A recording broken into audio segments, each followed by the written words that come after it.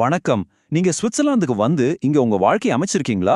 அப்போ உங்க நிதி எதிர்காலத்த அமைதியா பாதிச்சிட்டு இருக்கிற ஒரு பெரிய பொறிய பத்தி நீங்க கண்டிப்பா தெரிஞ்சுக்கணும். இது இங்க இருக்கிற கிட்டத்தட்ட எல்லா குடியேறியவர்களையும் பாதிக்கிற ஒரு விஷயம். ஆனா நெறைய பேருக்கு இப்படி ஒண்ணு இருக்கிறதே தெரியாது.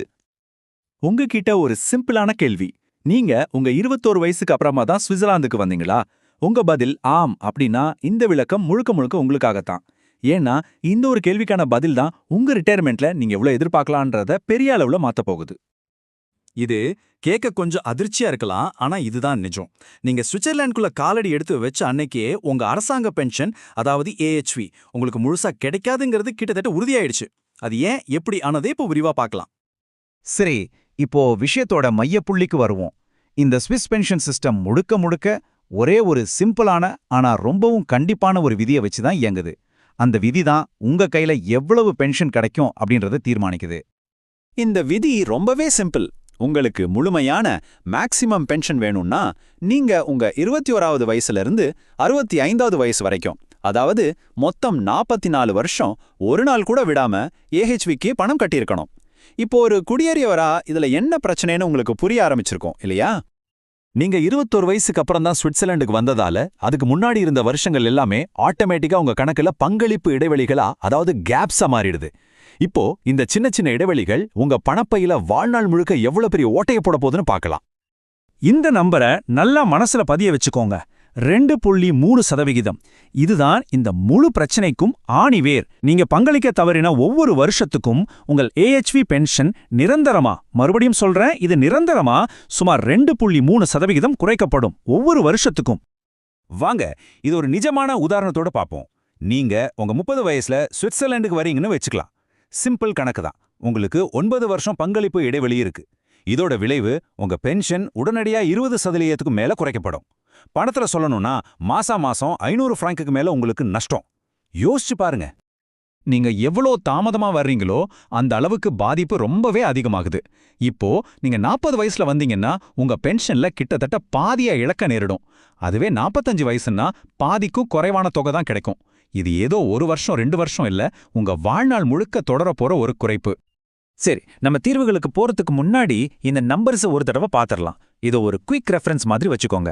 அதிகபட்ச குறைந்தபட்ச பென்ஷன் எவ்வளோ, கல்யாணம் ஆனவங்களுக்கு எவ்வளோ லிமிட், அப்புறம் ரொம்ப முக்கியமா நீங்க வேலையில இல்லாதப்போ கூட உங்க கணக்குல இடைவெளி வராம இருக்க நீங்க கட்ட வேண்டிய மினிமம் தொகை எவ்வளோன்னு இதுல பார்க்கலாம். இவ்ளோ பெரிய பிரச்சனை இருக்கு, சரிதான். ஆனா உடனே பயப்படாதீங்க. இத சரி பண்றதுக்கு சில வழிகள் இருக்கு. நல்ல விஷயம் என்னன்னா உங்களுக்கு சில வாய்ப்புகள் இருக்கு. ஆனா நீங்க கொஞ்சம் வேகமா செயல்படணும், அதுதான் முக்கியம். இதுதான் நீங்க ரொம்ப கவனிக்க வேண்டிய ஒரு விஷயம்.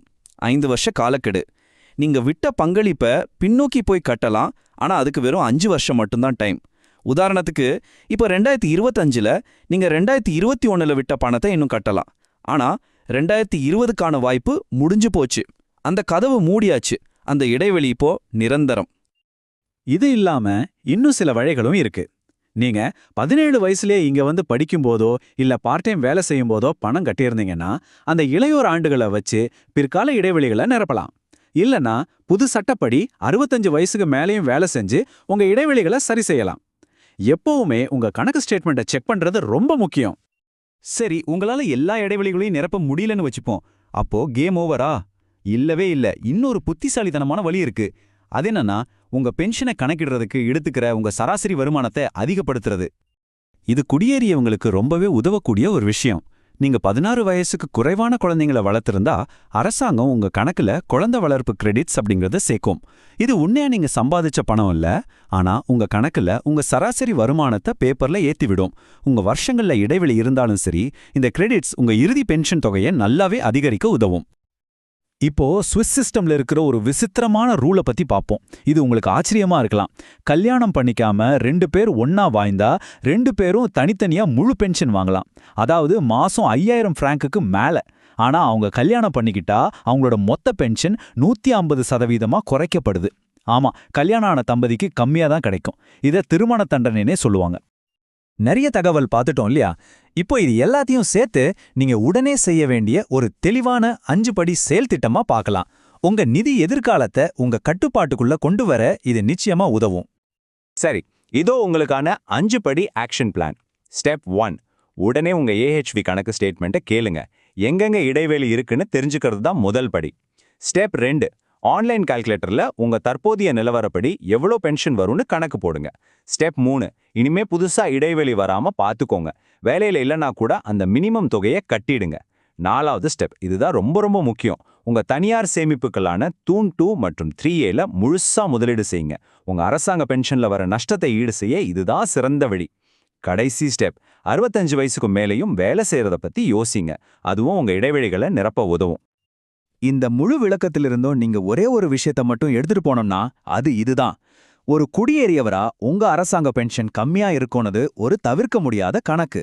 அதனால இங்கே பிறந்த வளர்ந்த ஒரு ஸ்விஸ் நாட்டவரை விட உங்களுக்கு உங்க தனியார் பென்ஷன் சேமிப்புகளான தூண் 2 மற்றும் 3A பல மடங்கு முக்கியம். அந்த நஷ்டத்தை ஈடுகட்ட வேண்டிய சக்தி உங்க கையில தான் இருக்கு. ஆஹா, இந்த எல்லா தகவல்களோட இப்போ கேள்வி உங்ககிட்ட தான். உங்க அரசாங்க பென்ஷன் முழுசா கிடைக்காதுன்னு உங்களுக்கு இப்போ தெரியும். இந்த இடைவெளியை சமாளிக்க உங்க தனிப்பட்ட திட்டம் என்ன?